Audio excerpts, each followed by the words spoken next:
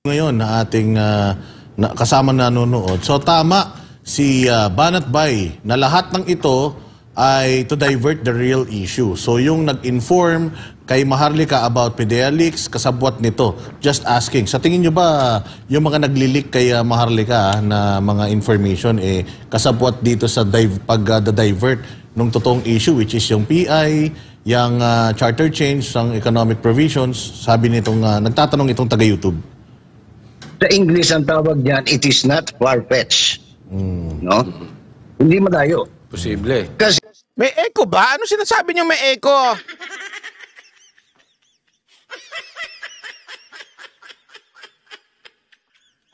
Anong echo? Wala namang echo ah. Wala namang echo? Sasabi niyo may echo. Ginugulo niyo ako eh. Eto na nga, may nagsabi daw. Oh, ito sinabi kasi, di tama pala si Banat Bay sa sinabi niya noon pa. Oh, which is tama nga.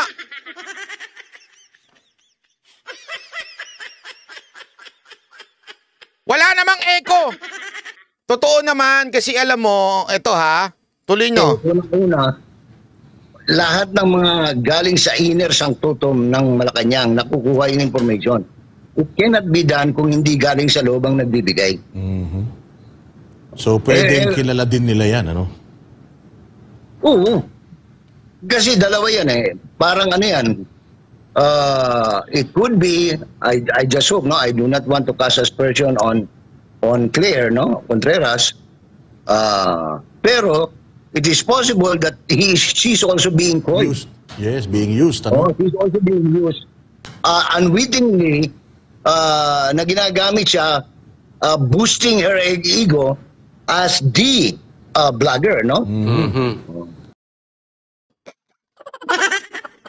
Boosting her ego? Ang taas kasi ng ego mo eh. Alam mo, eto kasi sinasabi. Eto bali yung sisteng nangyayari. Sinabi ko naman paulit-ulit sa inyo to noon pa. Maraming nag-i-email, nanggugulo, may mga paen. Paen. Kaya nga nung una, sa totoo lang po, ibabasa ko dito nung una pa lang. Nung unang pumutok to, duda na ako. Kaya lang, syempre, no choice kami to discuss it dahil syempre, issue ng lipunan, tapos meron kaming SMN na yan. Pero sa totoo lang, nung time na yan, ayoko nang i-discuss yan. Alam ko masusunog eh. Kasi ang daming gumagawa niyan. Yung i-email sa'yo, may expose sa'yo. Tanga ka na lang kung sasakyan mo.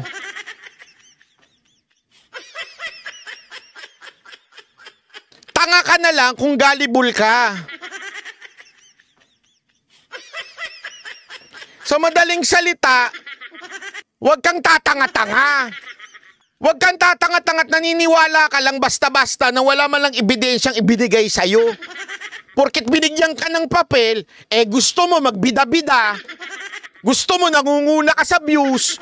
Gusto mo may content ka. Swak sa kwento mo. Sinasabi ko naman sa inyo, walang madudulot na maganda yan. Kayo naman, galit na galit kayo sa akin. Di ba galit na galit kayo sa akin? Ba't naman ikaw ganyan, Banat Bay? Magkampihan na lang kayo. Mga gago, hindi ako makikipagkampihan sa tanga. Naintindihan nyo? Pag walang ebidensya, katarantaduhan yan. Yan ang lagi nyong tatandaan. Whether it serves my purpose or whether it serves my advocacy, as long as there is no evidence, isang fake news yan.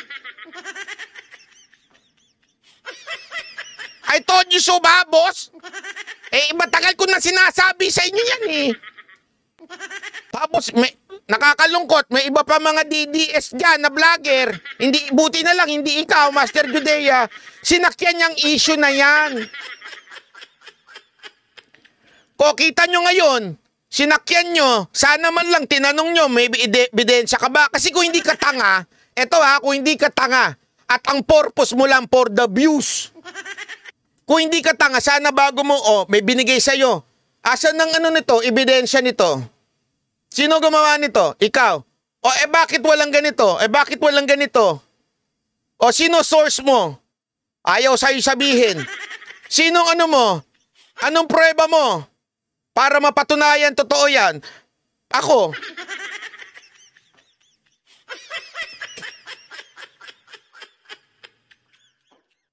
Gumamit naman kasi kayo ng utak minsan, hindi puro damdamin.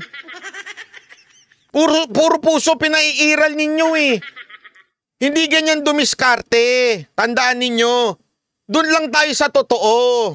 Hindi porket galit. Kasi tandaan ninyo, eto ang kalaban, gagamit yan ng bagay na pinakamahina sa'yo para matalo ka niya. Alam ng lahat na mahina dito kay chismosang to ay yung emosyonal niyang puso niya. Alam ng tao yan, alam ng kalaban niya, natatanga-tanga yan. Pinaiira lagi yung emosyon. Pag ikaw, taong pinaiiran mo lagi ang emosyon mo, paiikutin ka ng taong nasa paligid sa'yo. Paglalaruan niya yung emosyon mo. Paglalaruan niya yung ego mo. Gets nyo? Kasi alam ng tao, taas ng ego nito, yabang nito, Oh, feeling mo talaga ikaw na ang the vlogger. Oh, gamitin namin yan against you. Kasi yung feeling mo na ikaw na yung pinakamagaling, ikaw na yung pinakamerong content, gagamitin ngayon sa'yo yan. Papainan ka ng kung ano-ano. Ito, ipapain sa'yo. Tanga naman to eh. Wag nyo nang ganin yung banateros kasi yung banateros nag-iisip yan. Wag nyo nang lokohin, wag nyo nang i-feed yung banateros. Bakit? Matalino yung banateros. Hindi nyo madaling maloko yan. Sa araw-araw ng email ko, pag chinek ninyo, ang dami dyan nagme-message kung ano-anong expose, kung ano-anong ganyan. Hindi ko kinakagat. Pag nakita ko na kagad, alam ko na kagad, tarantadon to. Lolokohin pa ako. Di na. Bakit ko?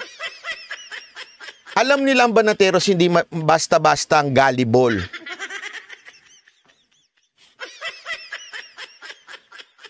Kaya itong luko-loka, ito, bitter to sa atin, galit na galit to, masama loob nito kasi mas kinampihan natin si Thinking Pinoy kesa sa kanya. So ito, ang ingay mo ang taas ng ihi mong babae ka sige, papainan ka namin ngayon, pinainan siya. Pagpain niya sa'yo, ikaw naman, ako na ang the vlogger, ako na ang pinakamatapang. Ulul! Matapang, hindi ka nga pupunta dito. Pinaharap ka sa Senado, via Zoom, ayaw mo pa. Pupunta ka lang sa embassy. Kami nga dito, kung ano-ano ng kaso, hinarap namin eh. Ikaw, nga. Tapang-tapangan dyan. Tigilan mo nga kami sa katarantaduhan mo. Kung marami kang naloloko, wag kami. Wag ako. Kilala ko ang karakas mo, Brad. Ay sis. Yan ang totoo. Kilala ko ang karakas ko. Kilala ko kung paano ka gumawa ng fake news. Alam ko. Bakit? Ilang beses mo akong pinake news eh. Ilang beses mo akong pinake news through chap-chap. Ang hilig mong chumap-chap so that you would win views. For the views ka. Yan ang totoo. For the views ka. Gusto mo, kasi alam mo, ang views, nakukuha yan sa hate. True hate.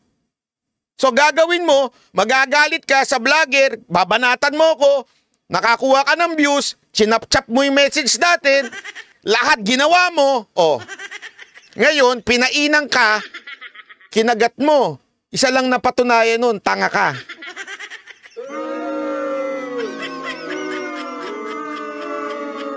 Tapos, kawawa ngayon, etong tao na ipinahamak mo, abang ikaw, kumukuya ko sa Amerika, kumikita ng views. Yan ang totoo. Habang ikaw, kumita ka sa views through YouTube, yung taong ginamit mo, kulong. Tapos sasabihin mo, ikaw makabayan? Tapos magtatago ka sa likod ng presidente mo dyan sa Amerika? Nung pinatawag ka para harapin ng Senado, sabi mo, paalam kay Biden. Gag. Muntik ako na masabi, Diego Latigo, buti na lang hindi ko nasabing gaga talaga. Alam mo, Diego Latigo, pigilan mo ako sabihin yun, Ayoko sabihin yung gaga eh. Ayoko talaga. Pigilan mo ko ha. Hindi ko talaga sasabihin yon.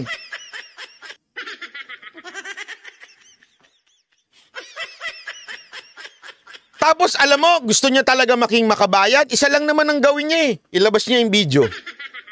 O yung sinasabi niyang video, ilabas niya.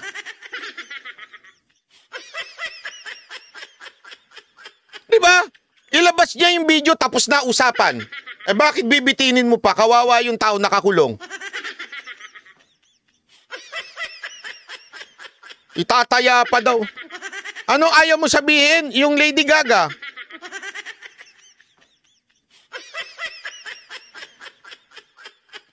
Eh ang problema, ito na nga eh. Ito. Ganito lang mga kababayan, lalo na yung mga panatiko niyan, yung loko-loko na yan. Makinig kayo sa akin. Ha? Para lang yan, yung pumunta ng sabong, nagdala ng bibe. Namatay na yung ano ko, cellphone ko, na isa. Bukas na bukas, bibili rin ako ng iPhone.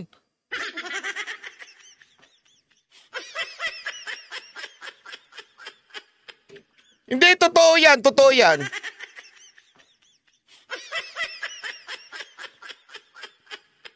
Di ba? Nakakairita eh. Kasi, alam mo yung nanggagamit ka ng tao, pwede mo namang ilabas, tapos ngayon, wala kang gagawin, pwede ka namang gawin, pwede mo namang ilabas yung video para tapos na. Yan ang problema. Alam mo, ang problema hindi kasi doon sa vlogger lang eh. Alam mo kung anong problema talaga? Ang problema dyan, kayong mga panatiko na naniniwala dyan. Kayo, natatanga-tanga, nuod pa rin kayo ng nuod na kahit puro fake news ang pinalalabas, puro chismis. Doon naman tayo sa totoo. Kita nyo, alam nyo kung sino nasisira? Eto whether you like it or not. Because of this, yung mga sanang kahit papaano kaalyado pa natin sa Senado, natanggal pa sa posisyon. Alam nyo kahit papaano, walang biro to, kahit papaano, matino pa si Zubiri.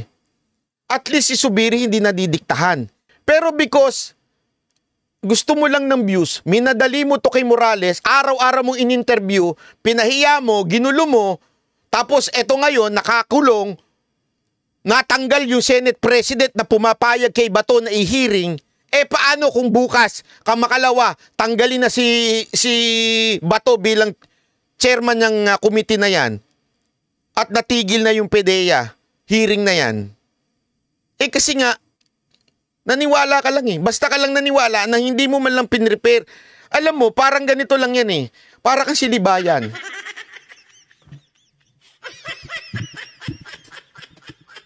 Nakalala nyo si Libayan, anong sinabi ng korte tungkol doon sa issue niya doon sa Comelec? Sinabi ng korte na tapos na yung parang time para na mag-complain ka tungkol kay Tulfo. Yung para kang nagpunta ng korte, unprepared. Ganyan ang ginawa mo kay Morales. In-expose mo lang siya na hindi ka preparado. Kasi nga, for the views ka.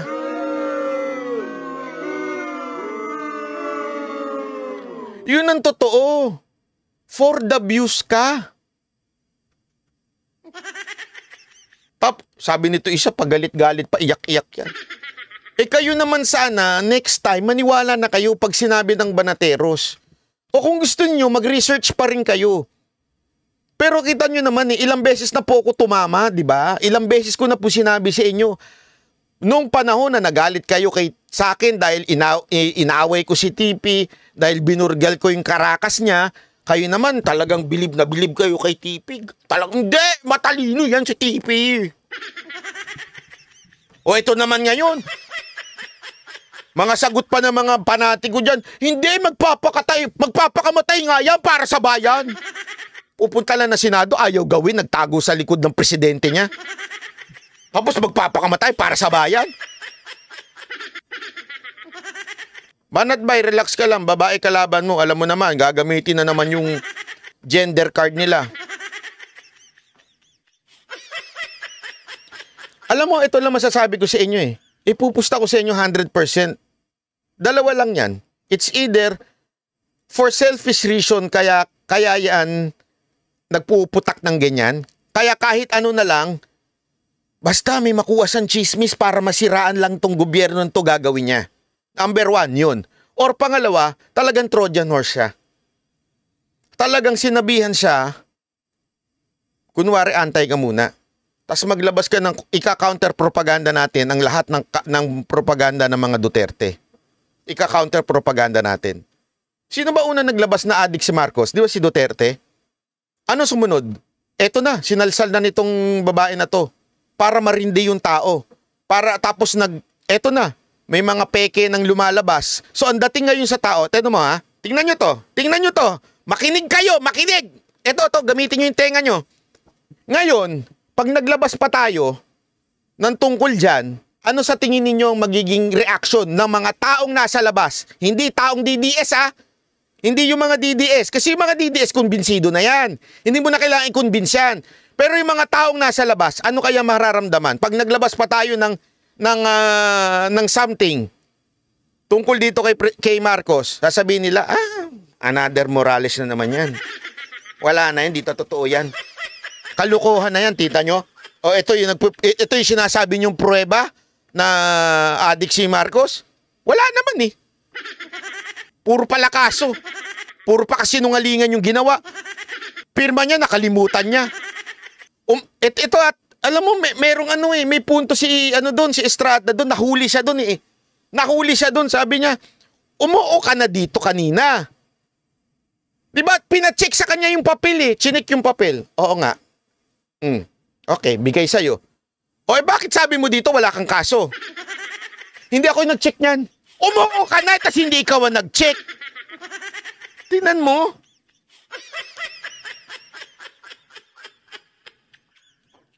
Tapos, alam mo, eto pasensya ka na Morales, alam ko nagpasalamat ka sa Banateros, pero ang tagal mo na palang ganyan.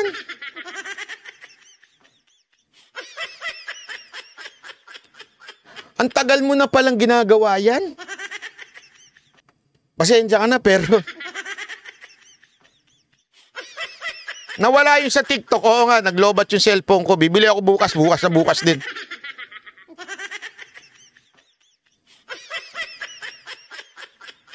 Oh, eto na naman si Johnny Daniels, oh. Troll farm. Alam niyo na kung saan galing yan.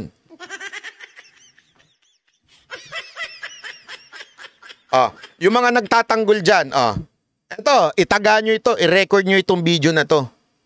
Ibabalik ko sa inyo to, mga after how many months or years. Ibabalik ko sa inyo to. Basa ko na yan, amoy na amoy ko na si Morales simula pa lang eh. Noong unang na-interview namin yan, sabi ko, merong ano. Pero nung sumunod-sunod na, sabi ko, iba na to. Iba na to. Hindi ganyan ang mag-e-expose. Hindi ganyan. Maniwala kayo sa akin. Meron akong ikilala dyan. Hindi ko lang sasabihin ko sino. Babae, mahilig din niya mag-expose. Taga dito sa Pilipinas. Tumakbo pa nga yan eh. Tapos alam nyo ba, ang daming kaso niyan? Na nangalumbat nung panahon. Naku, ayoko na lang magsalita. Ayoko na lang magsalita! Pero na naupo yan sa posisyon, ang daming kunulimbat niyan. Ayoko na lang magsalita. Tuloy, Jason sa. Naku, napakaganda. Sa kanya, maaaring hindi niya alam yun. Maaaring hindi niya alam na pinasasakay siya. Kasi ang ganda niyan sarap niyan eh. Sabi niya, hindi niya alam yan na pinasasakay siya. Anong tawag mo doon? Tanga. Ganun lang kasimple yun. Ngayon, vlogger ka, di mo alam kung pinasasakay ka? Ano ba namang klaseng vlogger yan? Parang balita lang yan eh. Nagbabalita ka sa tao, di mo alam na na peke pala yung mga lumapit sa'yo? Hindi mo ba lang naisip yun? Ano to? Kumbaga, parang ikaw yung laging una sa balita eh, ano? Bida ka eh. Oo. Bida-bida ka eh. Pero maaaring hindi niya alam na ginagamit din siya unwittingly. O sige, i-feed natin si Maharlika ng ganito. Pagputok niyan, iipitin naman natin kung sino yung kanyang kakampihan. Tandaan nyo, veterano to si Jay ha. Etong si Jay, veteranong media yan. Alam niyang may mga ganyang pain sa media. Yung papainan. Ano yan? Di common sense na. Hindi ko alam bakit tanga eh. Hindi ko talaga alam kung bakit tanga eh. Common sense na po yan, napapainan ka ng mga maling balita. Maling mga news. Para pag kinagat mo, ilalaglag ka sa dulo. Para mawala yung credibility mo. Alam na mga veteranong mga broadcaster yan eh. Kasi alam mo, kung sa mga politiko, ang kanilang pinangahawakan ay yung kanilang pangalan sa mga lunsod nila, ang mga broadcaster, ang pinangahawakan niyan, yung credibility niyan. Sa mga vlogger, sana yan ang unahin ninyo. Yang unahin ninyo yung credibility. Huwag niyong unahin yung views. Kasi yung views, o sige, pumutok ka ng 1 beses, maka-milyon ka. Sabihin mo na, maka-milyon ka na views. Pero 1 beses ka lang masunog. Sira ang karir mo. Forever ka ng katulad ni Bobong Lipunan. Yun ang totoo. O, tamo si Bobong Lipunan. Isang mali lang niya. Ano? Pagbintangan niya ang Banateros na bayaran. Sino sinunod niya? Sino ang nagsuhol sa kanyang banatang kami? Hello! Sino ang nagbigay sa kanya ng mga chap-chap message para ipanglaban sa akin?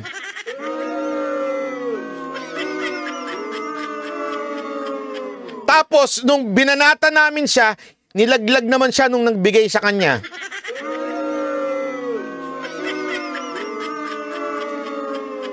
Iniwan siya sa ere. Ano ngayon? Anyari sa kanya?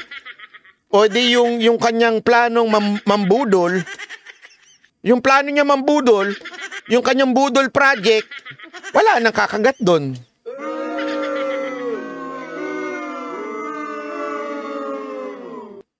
Di ba paulit-ulit ko nang sinasabi sa inyo, credibility is important in vlogging. Wag na wag kayong magpapabudol. Kayong mga vloggers, ang hilig nyo kasing alam yung para kay mga scammer, alam mo yung mga scammer? Yung one time, big time. Yun ang mga gusto ng mga vlogger, one time, big time, nakita, trending, one time, big time. O, kumita ka nga na one time, big time, pero ginago mo naman ng lahat ng mga kasamahan mo kasi scammer ka eh. O, ano nangyari? O, hindi ka na makaulit. Diyan ka na lang. So, ako, I would like to believe. Kasi kung may maniwala pa dyan, ang tanga nyo. Parang ganito yung kwento ko kanina eh.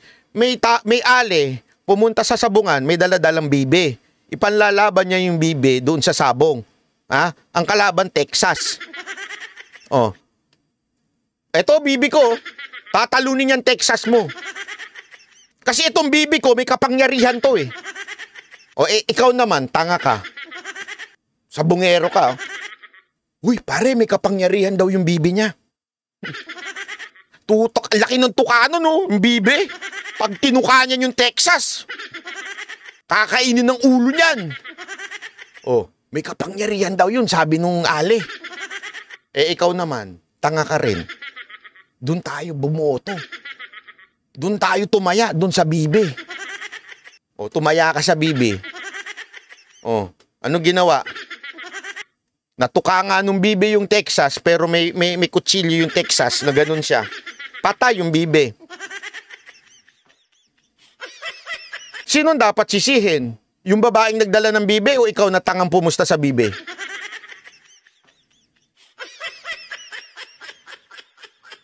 No, tanungin ko kayo mga luka-luka syndrome dyan. Sinong tanga? Naglabas ng peking chismis? O kayong naniwala doon sa peking chismis?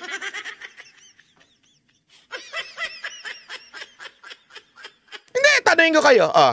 Naniwala kayo sa mga mali-maling balita, chismis, kung ano-ano?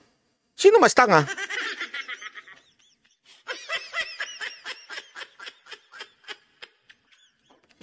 Pero wag kayong mag-alala. May pagkakataon pa, pwede kayong bumalik. Welcome kayo sa Banateros. Dito, natural lang ang magkamali. Wag lang araw-araw tanga, ha? Diba, usapan naman nyo kung araw-arawin yung pagiging tanga nyo. Okay lang yung mga 2 beses. Pangatlo, wag naman, ha? Tama na yung nabudol kayo, no? Nabudol kayo ngayon. Balik na kayo sa Banateros, okay? Huwag kayong mag-alala. Tatanggapin ko kayo, yayakapin ko kayo. Na si Maharlika is tama yung ginagawa niya. Pero yun na nga, ako, naging announcer din ako, sometimes nagagamit tayo ng hindi natin alam. Tapos pag nalaman natin, mabubwisit tayo. It's always a possibility, ika nga. Oo, sabi nga dyan sa politika kasi, pagka ganyan mga political infighting, it's always pregnant with possibilities.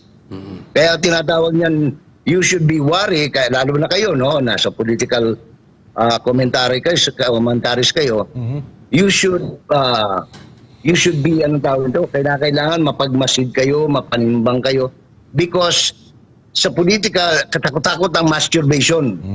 Yung salsal, no, kung tawagin sa wikang nakilar.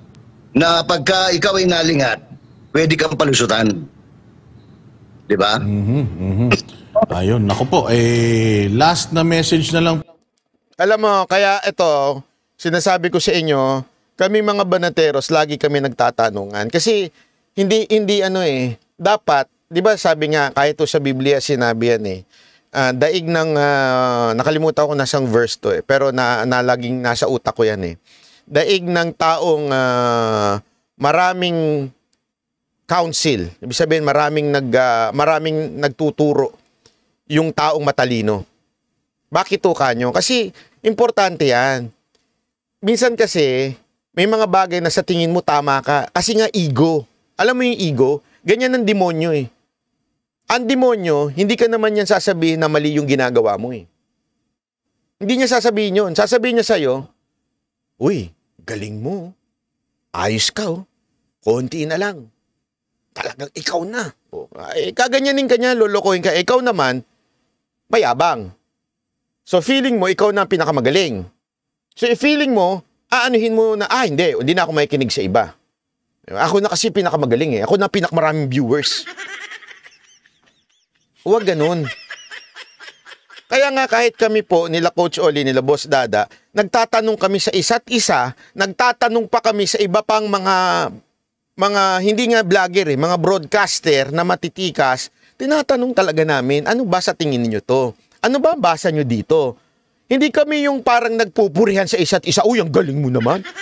Hindi, sa totoo lang, si Boss Dada at si Coach Oli, kunwari lang pinupuri ako niyan.